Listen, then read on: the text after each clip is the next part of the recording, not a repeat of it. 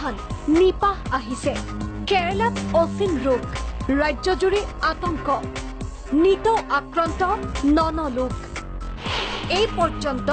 10 জনৰ মৃত্যু কেৰালাত নিপাহ নামৰ ভাইৰাছৰ আক্ৰমণত কেৰালা এতিয়া বিপৰ্যস্ত হাহাকাৰ আতংক বিয়পি পৰিছে ৰাজ্যজুৰি এইচআইভিৰ পাছত এনআইভি নিপাহ ভাইৰাছৰ দ্বাৰা আক্ৰান্তসকলক এনআইভি আক্ৰান্ত বুলিও কোৱা হয় আক্ৰান্তৰ জীৱনৰ প্ৰতি সৃষ্টি হয় গুৰুতৰ ভাবুকি আৰু ইয়াৰ বাবে জগৰীয়া আপুনি নিৰীহ বুলি ভাবি থকা বাদুলিয়ে বিয়পায় নিপাহ ভাইৰাছ মানুহৰ দেহলৈ আহে গাহৰিৰ পৰাও কিন্তু অধিক জগৰীয়া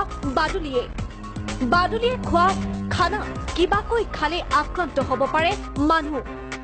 নিপাহ ভাইৰাছৰ সংক্ৰমণৰ লক্ষণ 3 পৰা 14 দিনলৈ প্ৰচণ্ড জ্বৰ মূৰৰ বিষ কমালৈ যাব পাৰে ৰোগী মৃত্যুৰ আশংকা 85% সকলো বাদুলিৰ বাবে অৱশ্যে